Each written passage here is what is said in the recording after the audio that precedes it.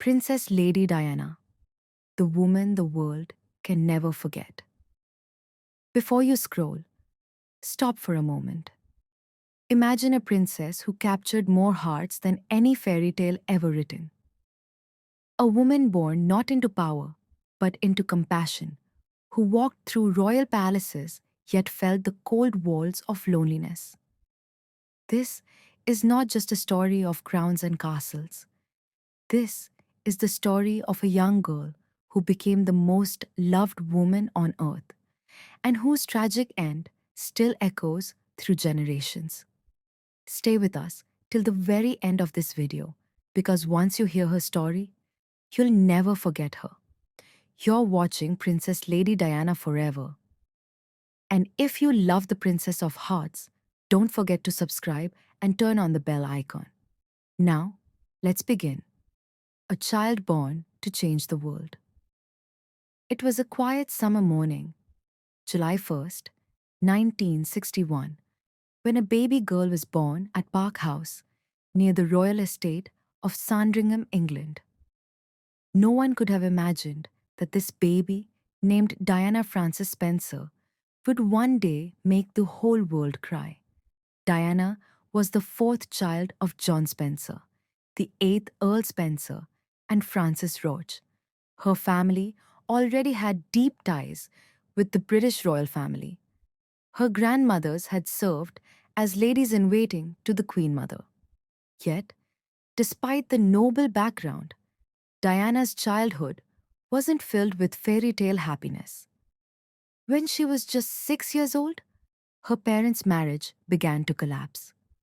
Arguments, silence, and tears filled the Spencer home. Finally, her mother left, and Diana and her siblings were left under their father's custody. Those early scars of broken family love would shape the kind of woman she'd later become.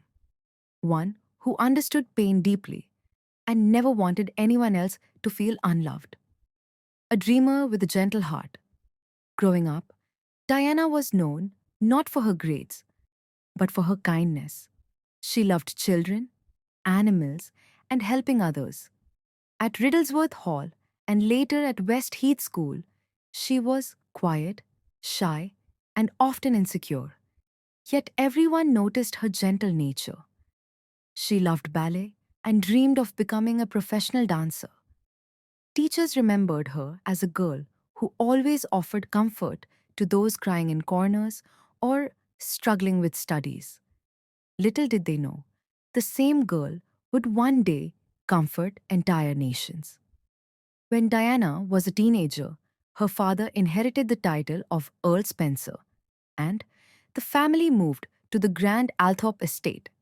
But Diana remained simple and down to earth. She worked as a nanny, dance instructor, and kindergarten assistant, living a modest life in London with her roommates. She wasn't chasing fame or fortune.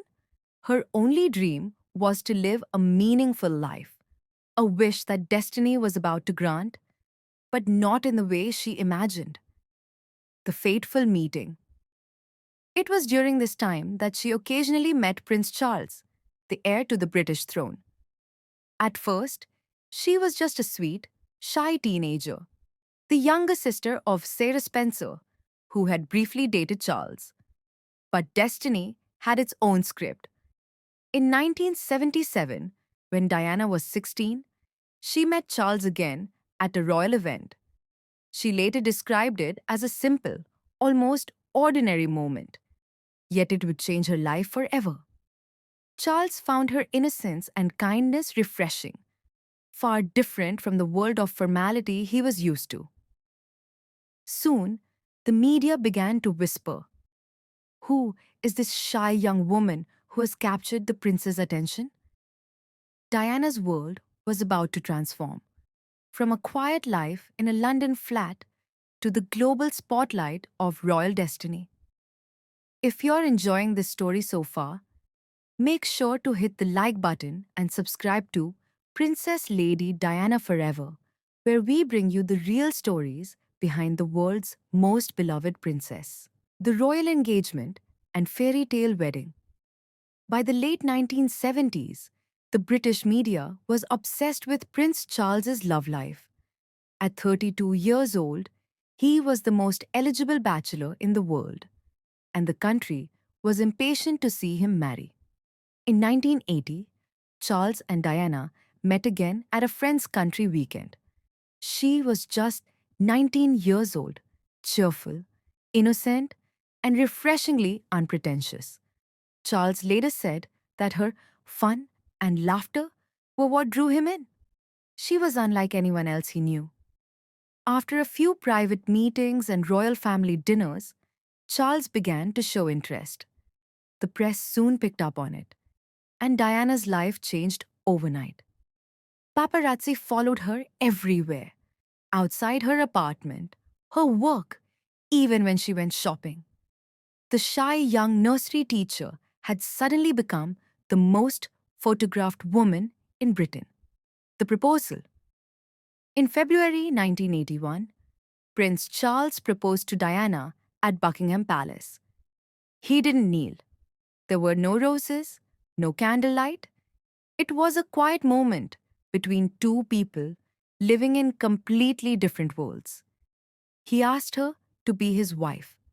She said yes without a second thought, believing she had found love and destiny all in one. But when a reporter later asked Charles, "Are you in love?" he smiled awkwardly and said, "Whatever in love means." Those four words would haunt Diana for years to come. Still, the world only saw the magic, not the cracks. The engagement ring, a stunning 18-carat sapphire surrounded by 14 diamonds, became one of the most famous rings in history. The wedding of the century. On July 29, 1981, the world stopped to watch a fairy tale come alive. Over 750 million people across the globe tuned in to see Lady Diana Spencer walk down the aisle of St. Paul's Cathedral to marry Prince Charles. The streets of London overflowed with joy, flags, and flowers. Her wedding dress, designed by David and Elizabeth Emanuel, was pure magic. Ivory silk, puffed sleeves, antique lace, and a 25-foot train that glided like a dream behind her. As she stepped out of the golden carriage, the crowd gasped. She looked like an angel, but inside, Diana was trembling. Her life was about to change forever, yet deep inside, she felt something was not right. When she reached the altar, she accidentally called her groom Philip Charles Arthur George instead of Charles Philip Arthur George. It was a nervous slip, but symbolic of the chaos her future held. Despite it all, when she said, "I do," the crowd roared, bells rang, and the world welcomed Princess Diana, the new Princess of Wales. Everyone believed the royal family had finally found its fairy tale. The princess and the people from the first day, Diana was unlike any royal before her. She didn't follow the stiff traditions of the palace.